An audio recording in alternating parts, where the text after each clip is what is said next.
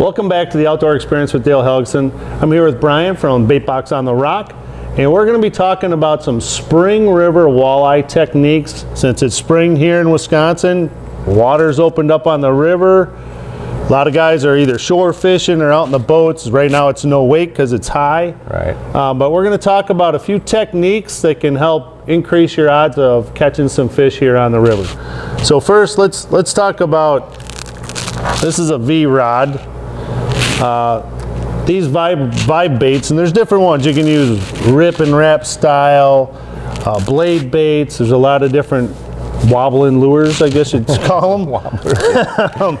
But talk a little bit about how you use these, here on the river to generate more strikes. Yep. So I'm going to probably have like a 7-foot, 7.3 maybe, medium fast or medium extra fast rod, and we're going to just kind of rip these, and like Dale had mentioned, they kind of wobble or they vibrate, and bop, bop, bop, bop, bop, bop, bop, bop, right? You can feel it in the rod tip when you're really yanking on it, and you're going to get a lot of reaction bites from that as those are buzzing past the walleye's faces.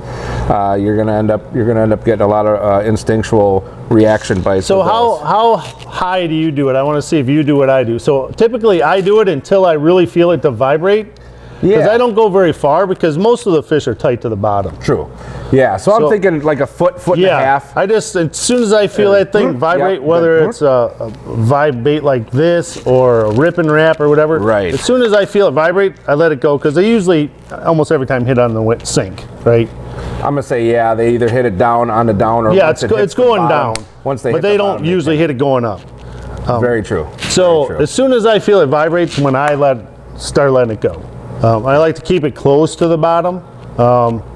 Is that typically the format for here? I'd say very much so. Like I said, probably a foot and a half, if you can think about it in that way. Yep. And I usually get about 3, 4, or maybe even 5. Yep. Yeah, it doesn't take much, and they wobble. Yep. Another one that a lot of people don't use, but it's very effective, is hair jigs. And this is a very colorful hair jig, by the way. Yes, But hair jigs are a great technique. And so talk a little bit about why they like hair jigs. That's like $1 million question. It's we do use a bucktail when tying these up, so it does have that natural kind of buoyancy when you're jigging this up, or vertical jigging, or a lot of times I actually cast and retrieve these as well, but still continuing to bounce it off the bottom, almost like a snap jig. Yep.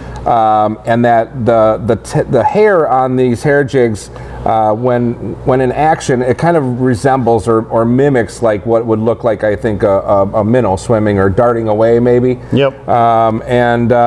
And of course, I don't know, like this head color is Wonder Bread, and for whatever reason, which is another $1 million question as far as I'm concerned, is what in the heck does that look like in the real life, right?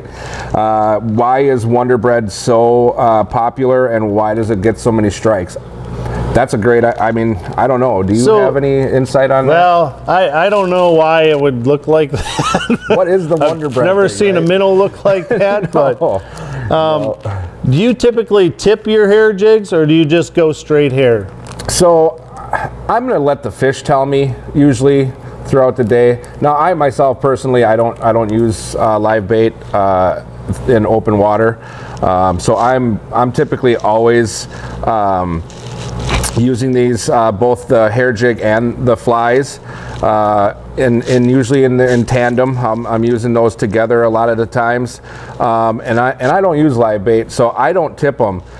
What I tend to use is, and we got this Swamp Monster lures. It's a nuclear walleye, and I'll just put a little bit of this, a little pea-sized drop on my finger, kind of rub it in, and then I kind of caress or rub this into the hair, and that's where I get my scent from, and that's what I think most of the time when guys are tipping these with minnows, and granted, I'm kind of the exception to the rule, as many guys are. A lot of guys are artificial and they don't use live bait, but typically guys like myself are going to start out without anything, kind of let the fish tell me if they're going to bite on just the bare Yep. you know, fly or hair jig, and if not, then my last resort would be to throw a minnow on there, or like I said, I use the nuclear walleye or any of your, you know, typical or your favorite. So brands. talking about scents, last year on the Detroit River for the NWT when I was fishing there,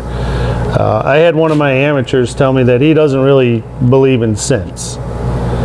So I took and I said, hey, watch this. And I put a little on my hands and I rubbed it in like hand lotion to get rid of all the foreign scents. And I started tipping my baits and I caught 4 to his 1. Yep. And So- I was the same way. I So never if you're believed not in it. using scents, it can be a big difference maker. I agree. Especially in dirty water. Yeah, especially when it really comes down to their what 3 or 4 characteristics that a Yep. fish is gonna, you know, it's smell, it's sight, it's that reaction bite I was talking about earlier, where it's more instinctual than anything Yep. else. But you kind of have those couple 2, 3, 4 different factors of what's going to make a fish first see or react Yep. to your bait, smell it, hear it with the vibrations we were talking about. So, you know, and it differs from day to day, hour to hour. You Yep. know, sometimes you do have to tip them, sometimes you don't.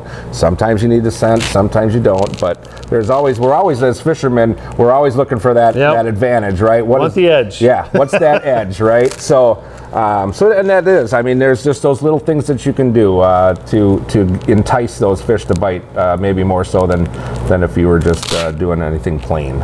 So you briefly touched on flies, and this is a fly, which a lot of guys don't really fly fish. It's starting to take off. This was actually, I think, created more in the Winnebago system. Yeah. The in Wolf fact, River, I think more for whitefish at first, and then it jumped into the walleye game. Yes. So there's a lot of ways to hook flies. You can run them on a 3-way. You can run 1 on a streamer off the 3-way. You can put 2 on there. You can run 2 streamers. Lindy rig 'em with the slip, you know. You can do a ton of ways with flies. And you have another way And that a you have drop rigged shot. up. Drop shot's another great way to do A lot of guys it. do that. So Brian actually has one rigged up with a Dubuque rig, which is another great technique.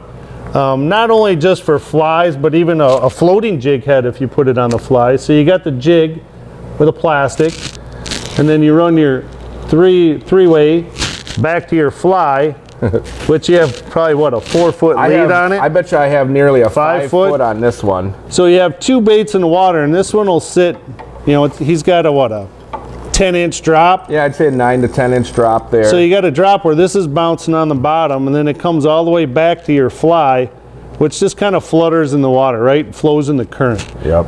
It's a great way to get walleyes, and you can find out if they want it really tight to the bottom with the jig, or they want jig and plastics, or do they want flies. Right. And then you can adapt your program to whatever they were wanting. Absolutely. Yep. Totally agree with that. Yes, Well, they Brian, I will. want to thank you for taking the time tonight to go over some of these tips. If anybody needs some of these baits or some tips even, stop into the bait box on the Rock here in Fort Atkinson. We're right off of Highway 106. 106, yep, and 26. Yeah, and 26. We're real close to it. It's right across the street from the river. He has got a ton of knowledge and a ton of baits in here. So stop in and get whatever you need. Yep. Come on down with me. Get your fishing line. We'll be doing all the fun things that cause us to be losing track of time. Come on down with me. Grab your rod, you'll find. Maybe in a little bit we all gonna be doing just fine. Hey, what you doing? Got a head for the dough. Well, we don't have to slave for Uncle Sam no more.